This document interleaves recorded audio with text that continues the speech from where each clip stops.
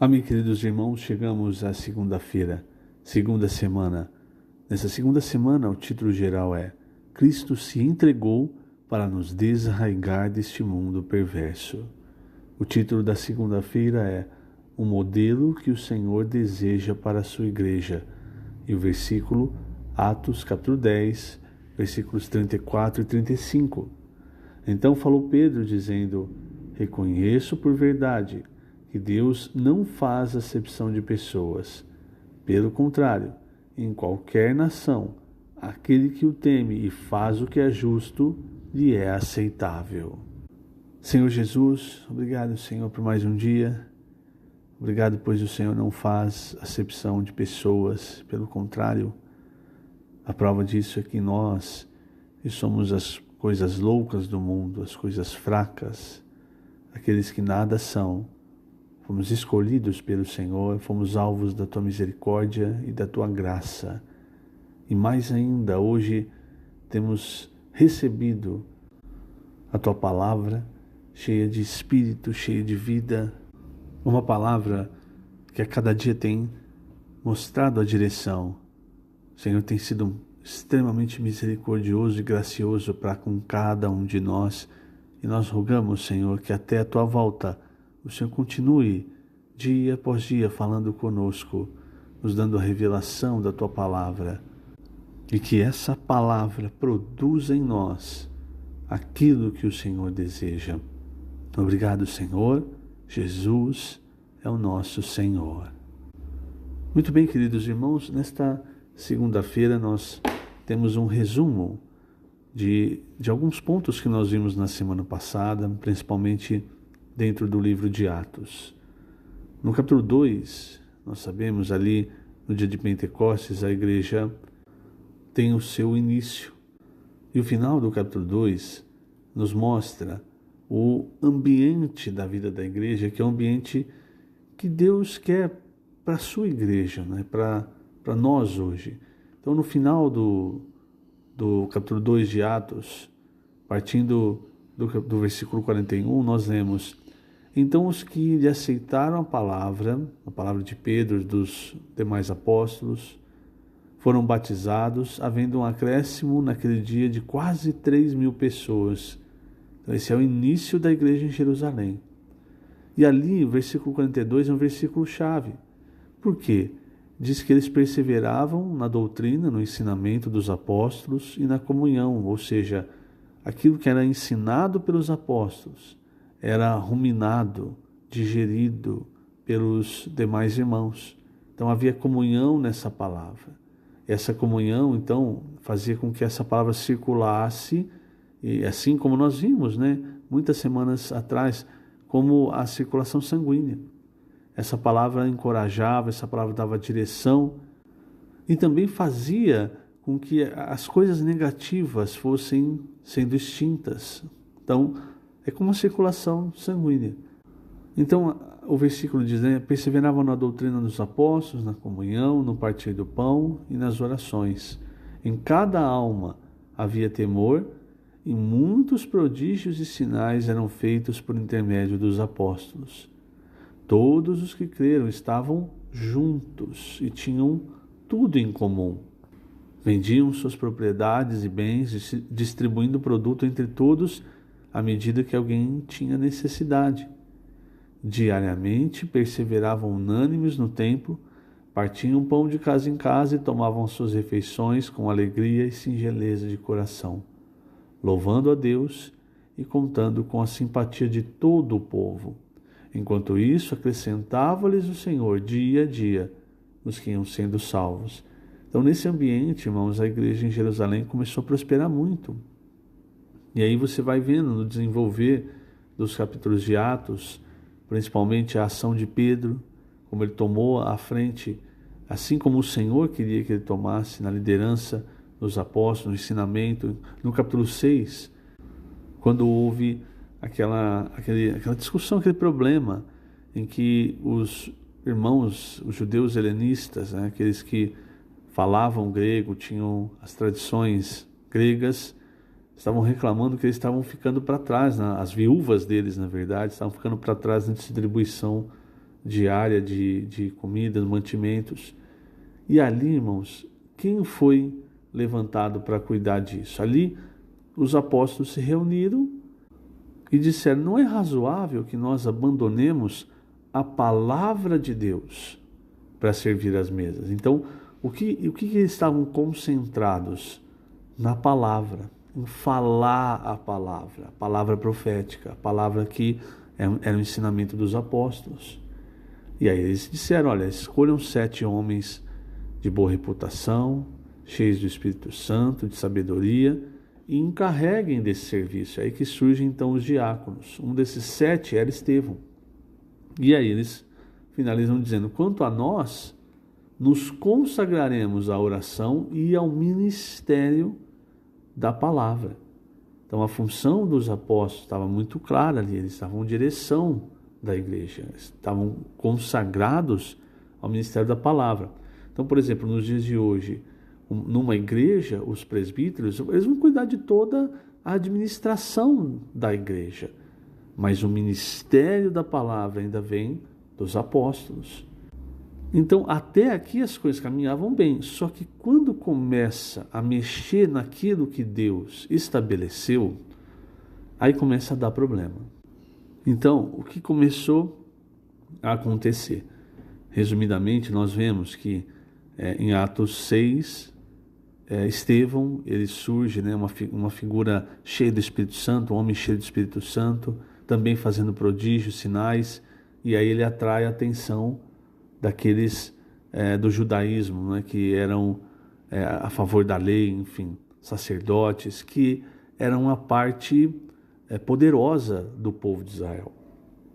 E aí eles prendem Estevão, acusando de que Estevão estava falando contra a lei, contra Moisés. E aí, semana passada nós vimos isso, né? Na verdade é uma grande distorção, porque o que Estevão estava fazendo era falando da realidade daquilo que Moisés havia profetizado. Não só Moisés, mas também os profetas do Antigo Testamento, a chegada do Messias, que era Jesus, né? Como ele havia morrido e ressuscitado.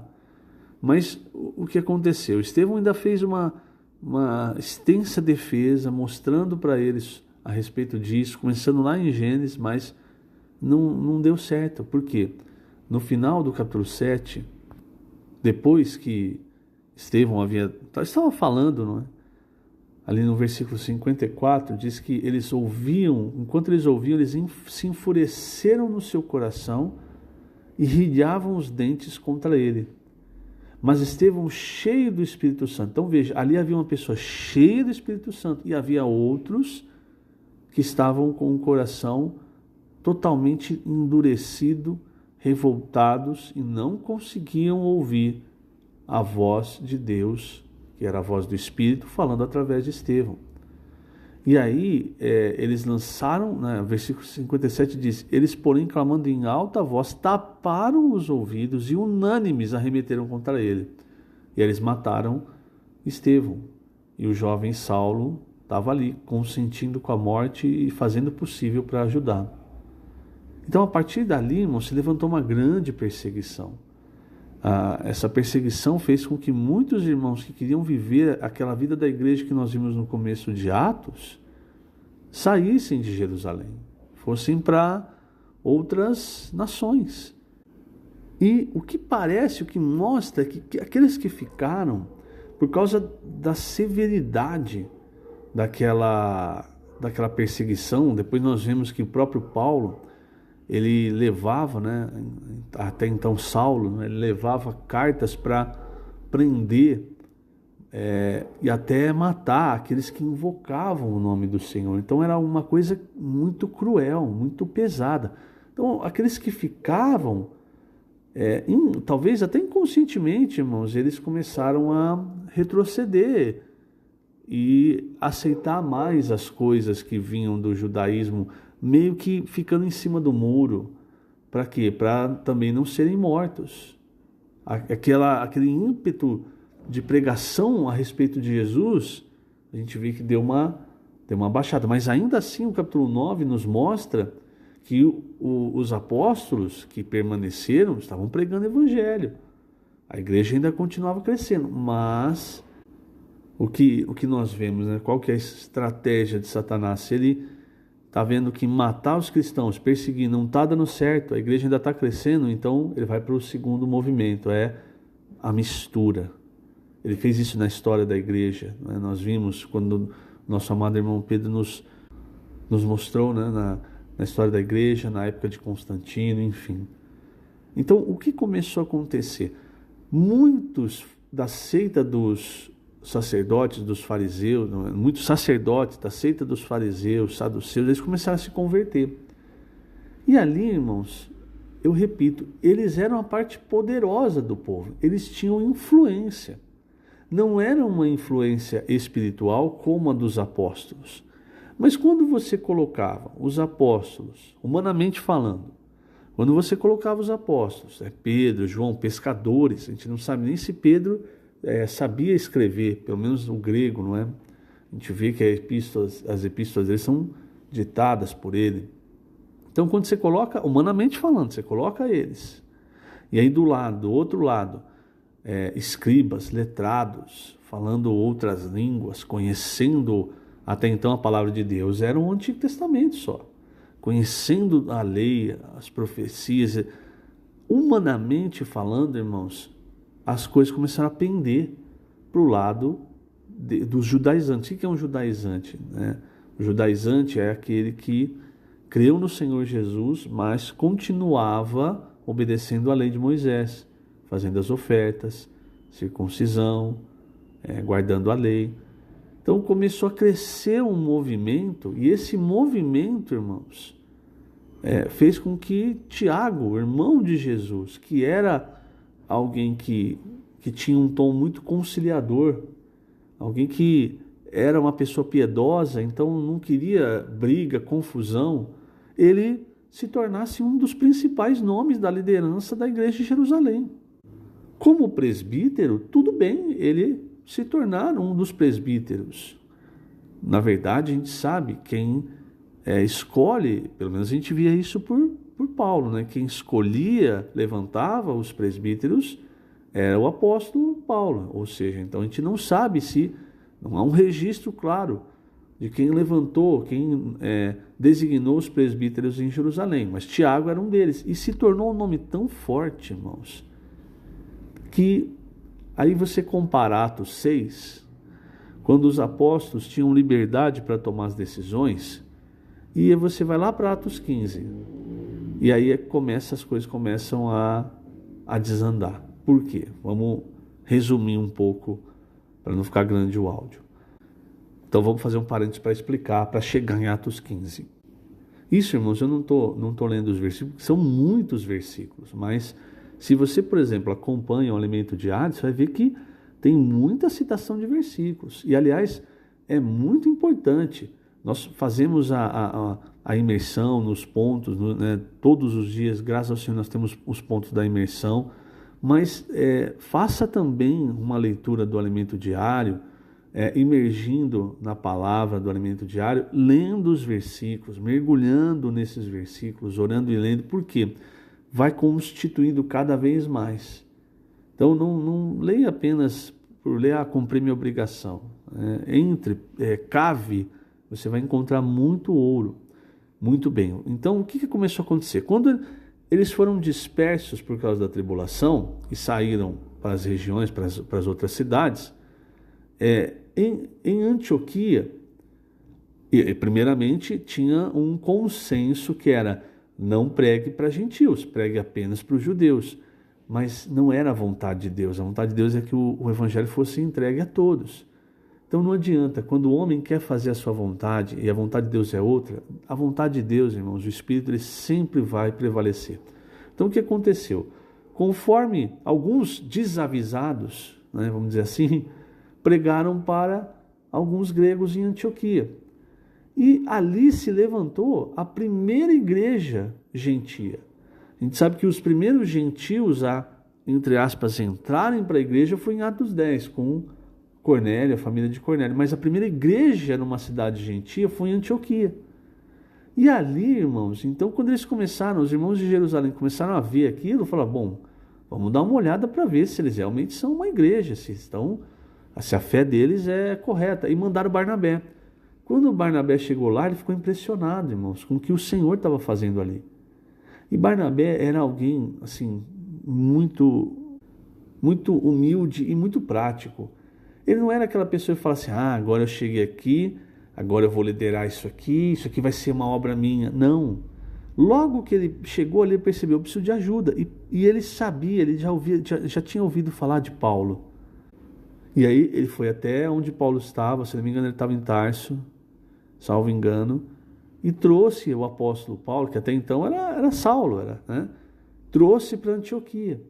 E ali em Antioquia, irmãos, vamos dizer assim, eles renovaram aquilo que Deus queria, aquilo que a gente via em Atos 2, foi renovado em Antioquia. Por quê? Porque o ambiente em Jerusalém, como nós vamos ver, ele já não estava mais aquele ambiente puro de alegria, de singeleza, de liberdade do Espírito Santo, como em Atos 2.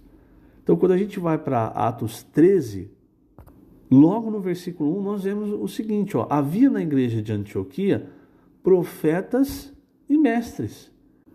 Isso aqui, irmãos, é muito importante. Por quê? São os profetas e os mestres que, recebendo a palavra profética, ajudam com que essa palavra, o ensinamento dos apóstolos, ajudam com que essa palavra seja bem conduzida, circulando, assim como a circulação sanguínea, na igreja, para que os irmãos sejam alimentados, conheçam a verdade e sejam encorajados no caminho do Senhor. Em 1 Coríntios 12, veja só, até semana passada eu acho que eu citei o capítulo errado. Salvo engano, eu falei 1 Coríntios 11. Eu ia corrigir depois, eu acabei me esquecendo. 1 Coríntios 12, versículo 28. A uns estabeleceu Deus na igreja, primeiramente apóstolos. Então você vê, se não tem apóstolo, não tem igreja. Então hoje há um grande movimento no cristianismo dizer, não tem mais apóstolo, era só os 12 e Paulo. Tudo bem, aqueles 12 têm a sua importância, mas hoje o Senhor continua levantando os seus enviados. A palavra apóstolo significa enviados. Então, primeiramente apóstolos, em segundo lugar profetas, em terceiro lugar mestres. Aí depois operador de milagre, dons de cura, socorro, governo, variedade de línguas, etc. Então, esses três, o apóstolo, já no âmbito da obra, de uma maneira universal, e os profetas e mestres, aí já de uma maneira local, é que fazem com que a palavra de Deus e a igreja, a palavra de Deus na igreja, seja bem administrada. Então, aqui você tinha pelo menos 5, que provavelmente eram os 5 presbíteros aqui de Antioquia. Mas veja, não dá ênfase a eles serem os presbíteros, porque o bispo, o presbítero o bispo, não é? A função é a administração, é cuidar.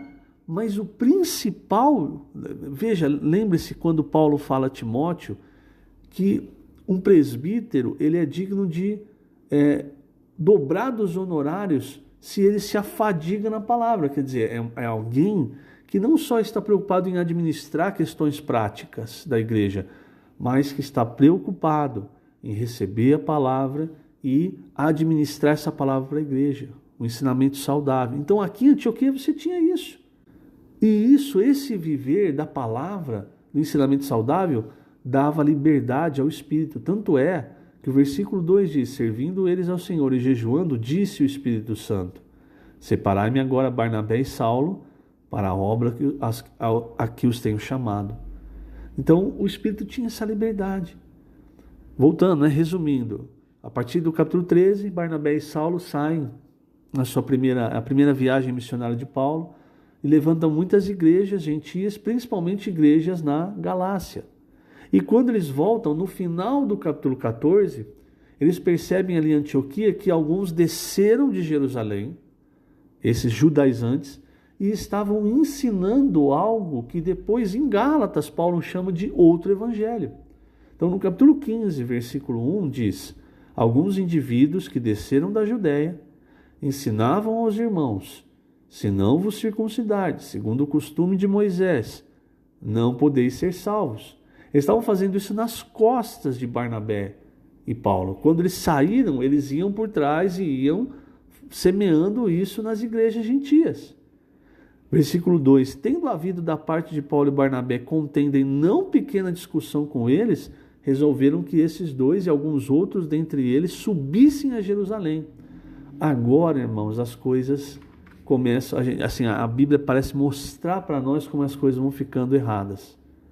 Porque diz assim: subissem a Jerusalém aos apóstolos e presbíteros com respeito a essa questão. Aqui, irmãos, os presbíteros já não deviam ter mais participação. Porque o presbítero ele cuida da administração da igreja, ou seja, de Jerusalém. São os apóstolos que cuidam da obra, ou seja, das igrejas, seriam das igrejas gentias, das outras igrejas, né? Das demais igrejas, todas as igrejas, na verdade. E aqui estava para se definir uma doutrina. Então, o que acontece aqui? Naquela discussão, Pedro se levanta com clareza e fala a respeito da verdade, que a salvação vem pela fé. E aqui, irmãos, deveria acabar a reunião. Essa é a palavra do apóstolo Pedro. Então, encerrou, não tem nada de lei aqui. Mas a influência dos judaizantes era muito forte. E aí Tiago levantou, presbítero, levantou depois, e ele meio que intermediou as coisas para que as coisas ficassem nem tanto para lá, nem tanto para cá. Só que não existe esse negócio de em cima do muro com as coisas de Deus. Ou a salvação é pela graça, ou não há salvação, não há mais caminho para a lei quando se fala da graça. E aqui, então, manda-se uma carta para as igrejas, ainda falando para que eles observassem costumes da lei, confundindo a cabeça dos irmãos. Mas aqui o ponto, irmãos, é como a palavra dos apóstolos já não era tão considerada como a palavra dos presbíteros liderada por Tiago. Aqui eu vou ler um parágrafo, né, para corroborar com isso, o segundo parágrafo, página 26. No entanto, após Pedro ter dado o seu parecer, estranha e inesperadamente, foi Tiago quem concluiu a reunião e tomou a decisão final. Tiago era irmão de Jesus, mas não fazia parte dos 12 apóstolos escolhidos pelo Senhor. O registro do Evangelho de João nos mostra que enquanto o Senhor exercia seu ministério terreno, seus irmãos, incluindo Tiago, sequer criam nele. Por isso é tão importante seguirmos de perto o Senhor, o enviado de Deus e sua palavra. Isso faz toda a diferença. Então veja, irmãos, quando você vai, aqui não está citando hoje, né? Mas quando você vai para Atos 21, a coisa está pior. Porque aqui ainda há menção dos apóstolos. Lá em Atos 21, quando Paulo tá na sua terceira viagem, ele sobe para levar ofertas para Jerusalém, para a Judéia, ele não encontra apóstolo nenhum, pelo menos uma menção de apóstolo. Quem fala com ele é Tiago. E Tiago mostra para Paulo a seguinte cena: veja como há dezenas de milhares de irmãos na igreja em Jerusalém, e todos zelosos da lei. O que nos mostra, irmãos, que esse ambiente dos judaizantes venceu e tornou a igreja em Jerusalém uma igreja improdutiva, uma igreja que estava fora do coração de Deus, no sentido de seguir o caminho correto. Era a igreja, mas, assim como, por exemplo, quando você vai lá para Tiatira, você vê toda aquela coisa horrorosa lá em Apocalipse 2 e 3, mas ainda é igreja, mas já é uma igreja que está totalmente desviada, fora do plano de Deus, da vontade de Deus. E o ambiente ali é tão forte que conseguiu confundir até o apóstolo Paulo, irmãos. Ele quase fez um voto ali, um voto do Antigo Testamento, que talvez confirmaria para os irmãos essa questão de que não tinha problema misturar com as coisas do Antigo Testamento com a lei. Paulo ele tinha muito zelo pelos judeus, pela salvação dos judeus. Então talvez ele tenha pensado, se eu ceder nesse ponto, eu vou ter uma porta aberta para levar o evangelho para eles. Mas vejamos, ali Paulo errou, e o próprio Senhor não deixou, não permitiu que Paulo terminasse o voto. Ali ele foi perseguido também, ele quase foi morto, enfim.